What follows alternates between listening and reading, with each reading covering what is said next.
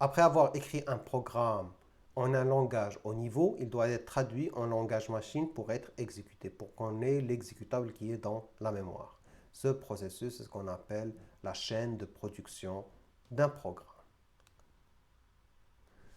Nous écrivons un code source dans un langage haut niveau, comme on a vu le if ou avec le langage que je viens de créer.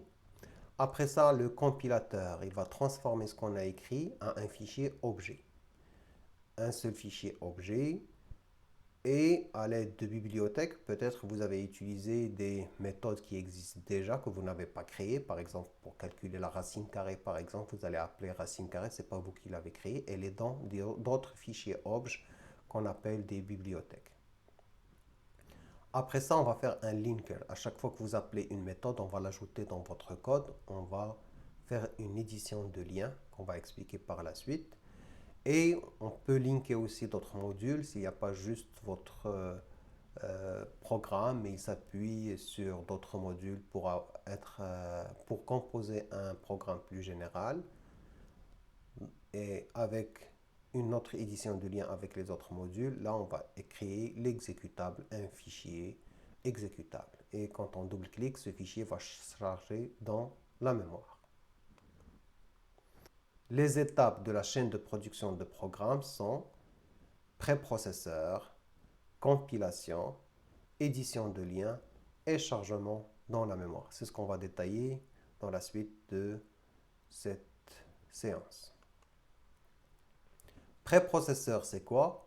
Le préprocesseur effectue les modifications textuelles sur le fichier source à partir des directives introduites par le caractère.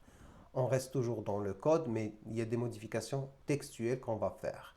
Si on trouve le dièse, qu'est-ce qu'il veut dire?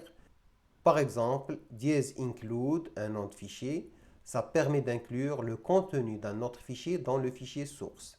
Vous avez déjà écrit un fichier, vous avez besoin dans votre code, vous faites juste dièse include, alors tout le contenu de l'autre fichier, il est là. Dans le préprocesseur, quand on trouve dièse include, on va aller chercher ce qu'on a inclus et on va l'ajouter dans le code.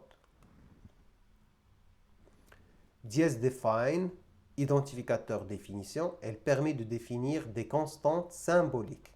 Le préprocesseur substitue toute occurrence de l'identificateur par définition dans la suite du fichier. Alors je vais aller prendre juste cette valeur et la mettre directement. Je ne vais plus me baser sur la variable, mais sur la valeur de la constante. Dièse ifdef. La compilation conditionnelle a pour but d'incorporer ou d'exclure des parties du code source dans le texte qui sera généré par le préprocesseur. Dans le if, on va définir une condition. Si elle est satisfaite, on peut inclure un code ou ne pas l'inclure. Maintenant, dans le préprocesseur, on va aller tester cette condition. Donc, on va soit laisser le code, soit l'enlever carrément. Le préprocesseur permet aussi de supprimer les commentaires. Vous faites des commentaires pour vous. La prochaine fois que vous allez lire le code, vous allez bien le comprendre. Mais on n'en a pas besoin pour la compilation. Donc, dans le préprocesseur, on supprime tous les commentaires. Maintenant, un exemple, dièse ifdef symbole, code 1, else, code 2, intif. Qu'est-ce qui va se passer dans le préprocesseur? Si symbole est défini au moment où l'on rencontre la directive ifdef, alors c'est code 1 qui sera compilé et code 2 sera ignoré. Donc, soit code 1, soit code 2 qui va rester après le préprocesseur si on connaît déjà la condition ici sur symbole. Dans la partie 2, la partie compilation, la compilation permet la traduction d'un programme source vers un programme dit programme objet, .obj, ce qu'on a montré tout à l'heure, qui est un langage bas niveau, un langage machine ou assembleur. Le compilateur est un logiciel dépendant de la machine physique vers laquelle il doit produire le .obj. On avait dit qu'on écrit avec un langage haut niveau, on ne s'intéresse pas à la spécificité de l'architecture de la machine, mais maintenant quand on veut traduire vers un exe qui va s'exécuter sur cette machine, bien sûr on doit prendre en compte c'est quoi le jeu d'instructions de cette machine. Ainsi, un programme compilé sur une machine A ne s'exécutera pas forcément sur une machine B. Bien sûr, la traduction elle est faite pour la machine A. On ne sait pas si les spécificités matérielles sont les mêmes pour la machine B, donc on n'est pas sûr qu'il va s'exécuter sur la machine B. La compilation en général est faite sur plusieurs étapes. Nous écrivons un code, on fait la partie préprocesseur, donc on enlève tout ce qui est dièse, on enlève les commentaires et on commence l'analyse lexicale. Après l'analyse lexicale, on passe à l'analyse syntaxique, après on passe à l'analyse sémantique, après ça on génère un code intermédiaire. Après ça on optimise ce code intermédiaire et après ça on génère le code final. Et bien sûr, je dois traiter les erreurs dans chacune des étapes. Et pendant les étapes, surtout les 3 premières étapes, on va créer la table des symboles. Et après ça, on va se baser dessus pour les autres étapes. Comme j'avais spécifié, la compilation, c'est un cours à part entière que je donne aussi. Mais pour l'instant, on va voir juste un petit résumé qui va nous aider à comprendre c'est quoi le programme exécutable qui est dans la mémoire, les instructions qu'on allait chercher, on les mettait dans le registre d'instructions. Comment est-ce qu'on obtient ces instructions-là? La première partie de la compilation, c'est l'analyse lexicale, le lexine. Un scanner découpe le code source en petits morceaux appelés jetons, des tokens, qui est une unité atomique unique de la langue. Un mot-clé, un identifiant ou un symbole. Comme on a utilisé des règles, on a dit c'est un lexème, on prend ces lexèmes, c'est une unité que je ne peux plus diviser. Alors maintenant, la même chose, on va chercher des jetons, ce sont des unités. Et sur ces unités, je vais voir est-ce qu'ils respectent les règles. Déjà, est-ce qu'ils sont bien constitués? Et après ça, est-ce que eux, entre eux, ils vont représenter une phrase correcte dans l'analyse syntaxique. Mais pour l'analyse lexicale, on va juste savoir est-ce que les lexèmes qu'on a trouvés, est-ce qu'ils sont bien formés ou pas. On va revenir à notre exemple. Analyser le programme ProgX, une analyse lexicale. Qu'est-ce qui va se passer? En quoi est-ce qu'il va être découpé? C'est quoi les jetons qu'il va trouver? Et bien sûr, vous connaissez déjà les définitions. Donc, chaque jeton, c'est quoi? Je vous laisse un peu de temps pour découper le programme et dire chaque partie, c'est quoi. Alors, pour la solution, je dois d'abord commencer par comment est-ce que je vais découper mon programme. Ici, on va le découper par rapport à l'espace, tabulation, retour à la ligne. Donc, je vais commencer à partir du premier caractère. Dès que je trouve un espace, je découpe, je dis ça, c'est un token, c'est un jeton. Je vais continuer après, quand je trouve un espace ou retour à la ligne, je vais dire ok, j'ai terminé, ce que j'ai là, c'est un autre jeton. Et je vais prendre jeton par jeton et voir c'est quoi leur définition. Est-ce que c'est un terminal d'après ce que j'ai dans la BNF? Si c'est un terminal, alors je le prends tel qu'il est, je dis c'est un terminal et je peux dire c'est quoi exactement. Sinon, si c'est un non terminal, je dois essayer toutes les définitions des noms terminaux et prendre celle qui correspond à ce nom terminal. Et bien sûr, son nom, c'est ce que je vais donner comme nom pour ce nom terminal. On prend un exemple programme. Je vais découper après l'espace ici. Donc, j'ai programme comme jeton. Et programme, je vais trouver directement que c'est un terminal. Plus précisément, c'est un mot-clé. Maintenant, je vais trouver après P1. Je vais essayer toutes les définitions des noms terminaux et je vais trouver que P1 il correspond à identificateur. Après ça, je vais trouver int, je vais essayer toutes les définitions du BNF et je vais trouver que int appartient à type. Float aussi à type, x, y, x, y, x sont tous des identificateurs. Début, 2 points égal, fin, ce sont des mots clés. 7 c'est un entier et 2 c'est un entier et division c'est un opérateur. Vous voyez comment est-ce qu'on a défini avec BNF les règles et maintenant on utilise ces règles pour valider est-ce qu'il y a une erreur lexicale ou pas. Par exemple, si j'avais trouvé un P et non pas P1, est-ce que un P est un identificateur? D'après la définition BNF, non, parce qu'il doit commencer par une lettre. Et un P ne commence pas par une lettre. Et là, je vais signaler une erreur. je ne peux pas accepter ce token parce que j'ai trouvé aucune définition pour ce token. Si c'était juste un, il va rentrer dans entier, mais un P, je ne vais pas le trouver et là, on va déclarer une erreur au niveau lexical. La deuxième étape, c'est l'analyse syntaxique, le parser.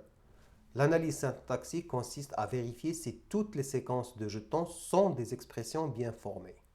Une expression bien formée est une expression qui respecte la grammaire qui décrit la syntaxe du langage.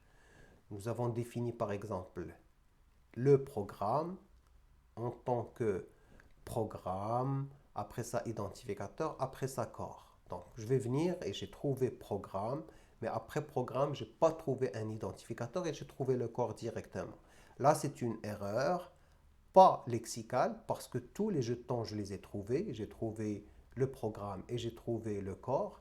Mais c'est une erreur syntaxique parce que après programme, je dois trouver un identificateur et je ne l'ai pas. Donc la phrase en elle-même, elle est mal constituée et ce n'est pas le jeton qui est mal constitué. Donc c'est ça l'analyse syntaxique. Alors on prend une suite de symboles et la grammaire bien sûr. On fait l'analyse syntaxique. S'il y a des erreurs, on les sort. Sinon, on construit un arbre syntaxique. Un exemple d'un arbre syntaxique. Donc, la vérification se fait en utilisant un arbre syntaxique abstrait, où les nœuds internes sont des opérateurs et les feuilles sont des opérandes, donc variables ou constantes. On prend cet exemple-là. Donc, notre programme, il commence par 2 points égales x, x, 2 points égales, et je descends a plus b. Et après ça, il y a d'autres instructions. Le y ici, la même chose que le x, sauf que ça va être une multiplication. Et je vais trouver le while. Dans le while, il y a est-ce que y est supérieur à a. Et après ça, nous avons un bloc qui est entre les crochets, et ainsi de suite. Donc, je prends instruction par instruction, je construis un arbre. Après ça, je vais trouver par exemple 2 points égales. Il a deux parties, deux opérandes. Je dois trouver les deux opérandes, la première et la deuxième. Cette première, elle peut être un identificateur ou une formule. Donc lui, je veux dire c'est un identificateur et elle, c'est une formule. La formule, comment est-ce qu'elle est constituée et ainsi de suite. Le plus, il a deux opérandes. Ça peut être deux identificateurs. J'ai deux identificateurs, donc elle est bien formée, ainsi de suite. Donc on fait un arbre et on prend nœud par nœud et on voit est-ce que c'est bien constitué ou pas. Maintenant, comme exercice, faites l'arbre syntaxique de votre programme. Vous avez les définitions BNF, revenez aux définitions BNF. Et à partir de ces définitions, vous allez construire l'arbre syntaxique de ce programme-là. Et bien sûr, si vous ajoutez d'autres instructions, vous pouvez utiliser l'arbre syntaxique pour dire est-ce que c'est toujours correct syntaxiquement ou pas. Je donne maintenant la solution. Nous avons un programme. Il est défini par les deux points égales. Maintenant, c'est des flèches. Il est défini par le mot-clé programme. Après ça, un identificateur. Après ça, un corps. L'identificateur, je dois le détailler. C'est une lettre après ça, mais c'est juste pour manque de place. On va trouver que P1, c'est notre identificateur. Le corps, d'après la définition, 2 points égale, maintenant c'est des flèches. Le corps, c'est déclaration, début, affectation, fin. Et après ça, début c'est un mot-clé, fin c'est un mot-clé, on ne va pas le détailler. Déclaration, je vais la détailler en déclaration et déclaration avec S. Ce déclaration, je vais la détailler en type identificateur. Ce type, c'est un int et ce identificateur, ça doit être une lettre. Après ça, lettre, c'est X. Maintenant, déclaration avec S, je vais la changer par déclaration. Et cette déclaration, ça va être type identificateur. Et ce type, c'est float Y. Vous voyez ici, on va trouver toutes les phrases, toutes les instructions de notre programme. Il reste affectation. Affectation, c'est affectation ou affectation avec S. Cette affectation, c'est identificateur 2 points égale terme. Ce terme, c'est un entier. Cet entier, c'est un chiffre. Et le chiffre, c'est 7. Et l'identificateur, je dois faire la même chose. Je vais trouver que c'est un X. Maintenant, cette affectation-là, donc elle est prise de affectation avec S, cette affectation, et après ça, elle est détaillé en identificateur de point égal, terme, opérateur ou terme. Ce terme, c'est un identificateur qui va être le Y. Opérateur, c'est la division. Terme, en entier, entier à chiffre et chiffre à 2. Et si on suit l'arbre syntaxique maintenant, on va trouver que chacune des règles est respectée. Donc si vous avez par exemple une affectation, on a toutes les parties de affectation et chaque partie, chaque composante, on trouve la traduction jusqu'à ce qu'on trouve toutes les instructions du programme. Exercice. Donnez une grammaire BNF qui permet d'écrire une affectation sous la forme suivante. A égale à 7. Maintenant, sans revenir aux notes de cours, essayez d'écrire une règle d'une affectation simple qui est A égale à 7. Et je donne la solution tout de suite. Affectation deux points égale, je la définis, c'est une variable qui égale une constante. Vous pouvez donner votre propre solution. Moi, j'ai choisi la façon la plus simple, qui est plus adaptée à cet exemple. La variable, ça peut être A, B, C, D ou jusqu'à Z. Et la constante, ça peut être 0, 1, 2 jusqu'à 9. Je peux même écrire ici la variable, c'est A, et la constante, c'est 7. Et ça va être adapté juste sur ça. Ma solution est un tout petit peu plus générale parce qu'une variable, elle peut être A ou B ou C. Je vais accepter si vous écrivez B égale 4 par exemple. Je vais l'accepter avec cette définition. Selon la grammaire que vous venez de créer, spécifiez les terminaux. Donc faites-le pour vous et après ça, faites-le avec la grammaire que j'ai donnée. Et je donne la solution pour ma grammaire. Donc les terminaux, c'est clair, c'est A jusqu'à Z, 0 jusqu'à 9, et j'ai un égal ici, et j'ai un point virgule ici. Ça, c'est des terminaux, c'est quelque chose que je dois trouver qui ne change pas. Bien sûr, les non-terminaux, c'est tout ce qui est entre inférieur et supérieur, c'est l'affectation variable constante, variable constante, donc c'est ça.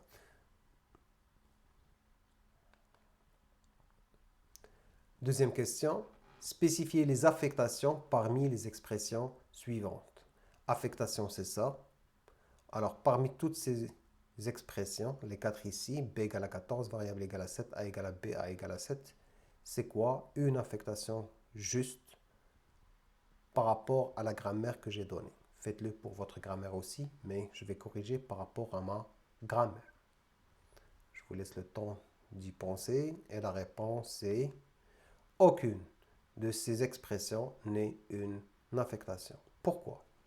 B égale à 14. Le problème, c'est 14.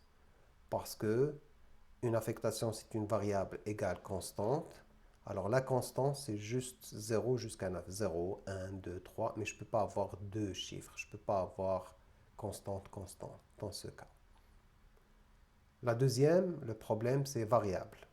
Une variable, c'est A, B ou C ou D, donc c'est une seule lettre. Ici, j'ai plusieurs lettres, donc le problème, ça vient de variable. Maintenant, A égale à B, le problème, ça vient du B parce que ce n'est pas une constante. J'ai une variable égale constante. Et le B, ce n'est pas une constante, le B, c'est une variable. J'ai variable égale variable. Et je ne peux pas accepter par rapport à cette grammaire-là. Et le A égale à 7, je ne peux pas l'accepter parce qu'il n'y a pas le point-virgule qui est un terminal. Je dois ajouter un point-virgule ici. Donnez l'arbre syntaxique de A égale à 7, point-virgule. Je veux l'arbre syntaxique. Et la solution c'est, je vais avoir une affectation. L'affectation, c'est variable égale constante, point-virgule. La variable directement, c'est A. Ça, c'est un terminal, je ne vais plus le détailler. La constante, je vais la détailler en 7. Et le point-virgule, c'est un terminal, je ne vais plus le détailler. Et ça, c'est l'arbre syntaxique de A égale à 7, point-virgule. Modifier la grammaire pour qu'on puisse écrire des affectations du genre B5 égale à A, M égale à A fois B5, AA égale à moins 13 plus B5, C égale à, entre parenthèses, A plus B5 multiplié par M moins 3.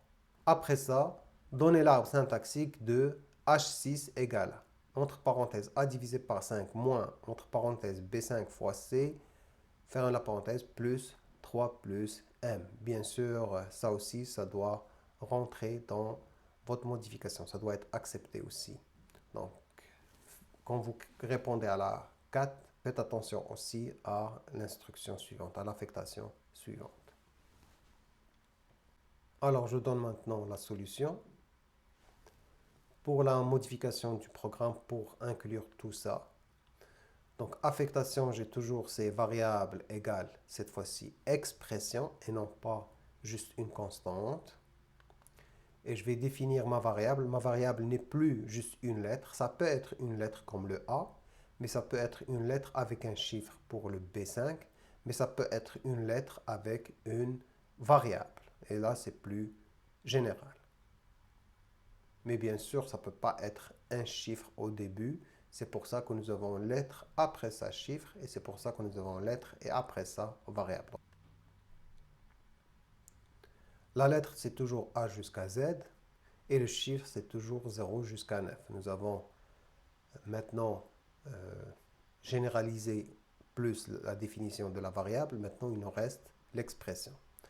L'expression, c'est un terme ou une formule. Et maintenant, je dois dire c'est quoi un terme. Le terme, c'est soit une constante, soit une variable. Et la constante, c'est le moins, il est optionnel, mais j'ai un entier. Et l'entier, c'est un chiffre ou chiffre entier. C'est la définition de entier non signé de tout à l'heure. Nous avons juste ajouté ici le moins pour que ce soit plus général. Mais ici, ce entier, c'est la même définition qu'entier non signé. Ça, c'est un entier non signé en fin de compte. Et la constante, c'est la définition générale d'un entier. C'est juste pour garder constante de tout à l'heure. Formule, c'est une formule ou entre parenthèses une formule. Je n'ai pas plusieurs formules, mais j'ai juste soit une formule entre parenthèses, soit une formule, opérateur et formule ou formule en pluriel, ou plusieurs formules. Donc c'est là la récursivité. C'est comme ça que je peux avoir plusieurs formules. Donc je peux la détailler, une formule, je peux la détailler juste en une formule. Je peux la détailler aussi en formule entre parenthèses, comme je peux la détailler entre formule entre parenthèses, opérateur et formule entre parenthèses, mais formule avec S, qui elle aussi peut être détaillée en formule, ainsi de suite. Maintenant, il reste juste une formule. C'est quoi? Une formule, c'est un terme, opérateur, terme. Le terme, on l'avait déjà défini. Il reste maintenant opérateur qui est soit plus, moins, fois ou divisé. Maintenant, en s'appuyant sur cette grammaire, on va donner l'arbre de H6 égale A sur 5 moins B5 fois C plus 3 plus M. Vous allez voir, c'est assez simple. Je remets ici ce qu'on vient de définir comme règle BNF. Et on commence bien sûr par affectation. L'affectation, je vais choisir variable égale expression. La variable, je vais choisir pour variable, il est où? Variable, donc soit une lettre, soit lettre chiffre, soit lettre variable. Je vais choisir lettre chiffre pour que la lettre soit H et le chiffre soit 6. Donc j'ai H6 égale, c'est un terminal, maintenant expression, il reste cette expression. Cette expression, est-ce que je vais choisir terme ou formule? Donc je vais choisir formule avec S. Donc c'est une formule. Maintenant, formule avec S. Est-ce que je vais choisir formule, formule entre parenthèses ou formule entre parenthèses opérateur formule? Je vais choisir formule entre parenthèses opérateur formule. C'est ce que j'ai écrit ici. Formule entre parenthèses opérateur et formule entre parenthèses. Cette formule, je vais choisir encore terme opérateur terme. Ce terme, ça va être une variable, la variable, ça va être une lettre, et la lettre, ça va être A. L'opérateur, c'est la division. Et ce terme, ça va être une constante. La constante, c'est un entier, et l'entier, c'est 5. L'entier, sans le moins. Et ça va donner, entre parenthèses, A divisé par 5 et je ferme la parenthèse. Donc je suis à ce niveau. Maintenant, cet opérateur, c'est un moins. J'ai le moins et j'ai formule. Cette formule, à quoi est-ce que je vais la diviser? C'est ce qui reste ici. Donc je vais la diviser aussi à formule entre parenthèses, opérateur, formule entre parenthèses. Cette formule-là, ça doit être le B5 fois C, donc ça va être terme, opérateur, terme. Ce terme, c'est une variable. Cette variable, c'est lettres et chiffres. Variable. Ici, je vais choisir lettres et chiffres. Donc ça va être B5. L'opérateur, c'est la multiplication. Ce terme, c'est une variable, mais cette fois, c'est juste une lettre. Donc variable, je vais prendre juste une lettre qui va être un C et je ferme la parenthèse et l'opérateur, ça va être un plus. Donc j'ai fait entre parenthèses B5 fois C, ferme la parenthèse, plus. Entre parenthèses B5 fois C, je ferme la parenthèse, plus. Il reste maintenant formule avec S. Formule avec S, je vais choisir cette fois-ci formule parce que j'ai déjà les parenthèses. Je vais prendre la formule que je vais détailler, formule, je vais détailler en terme, opérateur, terme. Terme, opérateur, terme. Ce terme, c'est une constante entière. 3, c'est le 3. L'opérateur, c'est plus. Et la dernière partie, ce terme, c'est variable, lettre et M. Et bien sûr, j'ai la fermeture de parenthèse ici. Et je viens d'avoir l'arbre syntaxique. Donc, dans l'arbre syntaxique, vous prenez l'instruction et vous allez choisir quelle définition vous allez utiliser à chaque étape pour répondre à l'instruction que vous avez. Et le compilateur, il fait exactement la même chose. Il crée l'arbre syntaxique et il essaie de faire rentrer l'instruction dans des définitions que nous avons spécifiées dans le BNF. S'il n'arrive pas à trouver la définition BNF, là, il va signaler une erreur. Il va dire, par exemple, je n'ai pas trouvé d'opérateur ici. Il va signaler en rouge cette instruction-là parce qu'elle n'est pas bien constituée.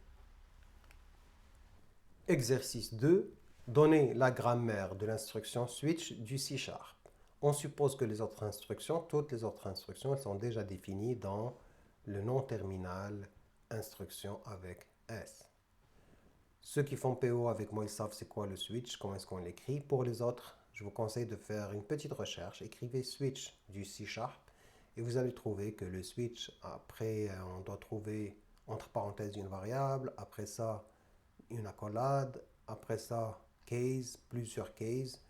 Devant le case, c'est la valeur. Et après ça, des instructions qui sont déjà définies. Après ça, un break et un point-virgule. Je peux avoir autant de cases que je veux. Et optionnellement, je peux avoir un default ou pas. Et le default, c'est la même chose que les cases, c'est juste écrit default. Après ça, je ferme l'accolade. Donc faites une petite recherche, regardez des cas et essayez de répondre à la question. Je donne tout de suite la solution. Un switch.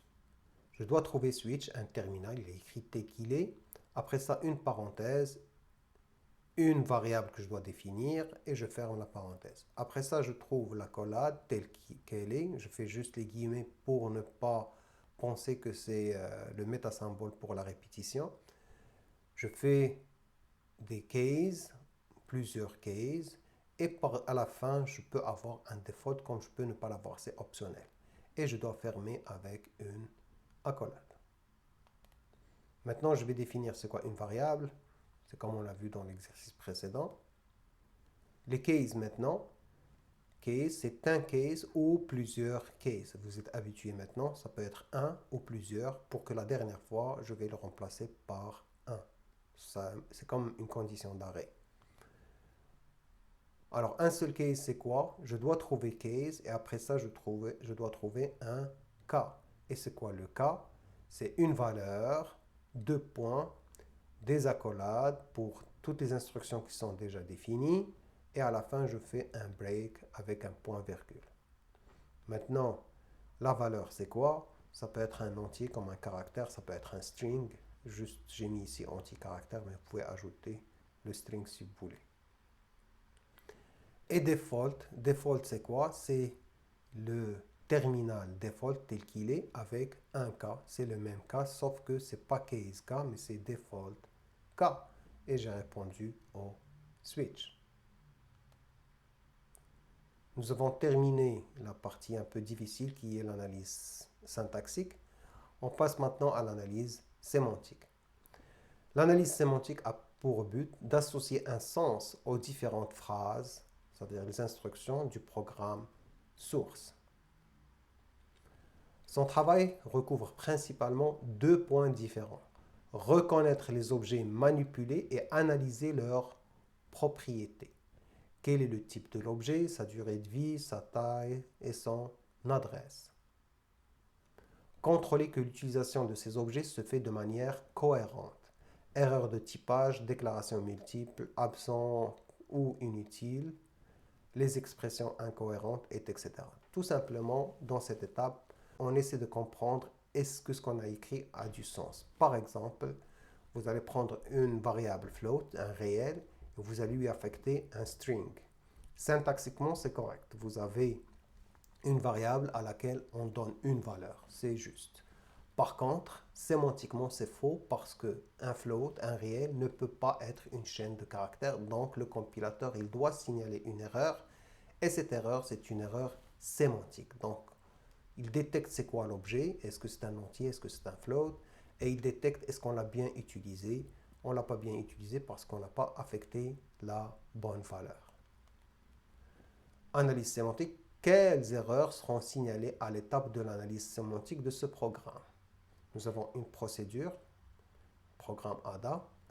Nous avons un float i, int a b, et nous avons un tableau array of float a 2 points égale 5, b 2 points égale a sur 2, for i égale à 1 to 5, loop tab i 2 points égale b plus i, le b ici plus le i and loop. Donc, quelles sont les erreurs sémantiques? N'essayez pas de comprendre tout le programme, on veut juste trouver c'est quoi les erreurs. La première erreur, c'est ici, b égale à a divisé par 2. a sur 2 donne un résultat de type réel, alors que la variable b est de type entier. b, c'est un entier, mais a sur 2, le résultat, c'est un réel. Il peut spécifier une erreur ici. Il y en a d'autres qui vont la caster en entier tout simplement. Alors, for i, la variable de parcours de boucle i est de type réel alors qu'elle doit être de type entier. Le i, on l'a déclaré comme float. La variable d'une boucle, ça doit être un entier. Donc lui, il détecte c'est quoi l'objet. Il a détecté que c'est une variable et que c'est un float. Et son utilisation, je ne peux pas l'utiliser comme compteur dans une boucle que ça prend un entier. Maintenant, je parle de la table des symboles. Tout au long des trois dernières phases, ça veut dire le lexer, le parsing et l'analyse sémantique, le compilateur construit une table, la table de symboles, regroupant toutes les informations utiles sur les objets apparaissant dans le programme compilé. Et c'est comme ça qu'il sait qu'il y a une erreur sémantique ou pas.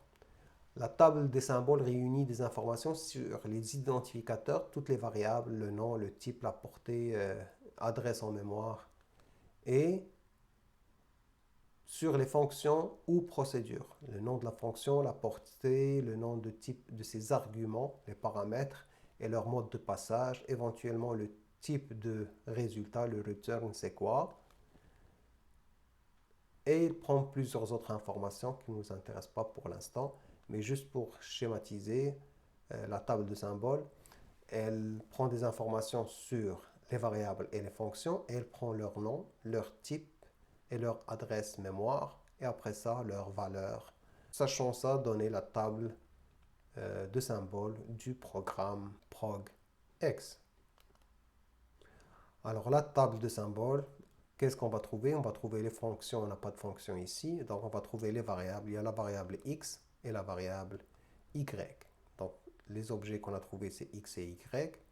Puisque c'est un entier, donc le type de x, c'est int, c'est un entier. Y, son type, c'est float. Elle sait maintenant que x, c'est un entier et y, c'est un float. Donc, si par la suite, j'écris un int x, il va venir ajouter le x, mais il va trouver qu'il existe déjà. Et là, il va vous dire non, impossible, il est déjà déclaré. Mais selon la portée, bien sûr, mais on ne va pas rentrer dans ces détails. Donc c'est comme ça qu'il va savoir qu'il y a déjà un entier qui s'appelle x, une variable qui s'appelle x. C'est quoi la taille? Je sais que l'entier, il prend 4 octets. Et le float aussi, il prend 4 octets. C'est quoi l'adresse en mémoire? On suppose qu'il commence à 0. Donc l'adresse du x, ça va être 0. C'est la première variable qu'il a trouvée. Et puisqu'il a pris 4 octets, l'adresse du y, elle va être 4.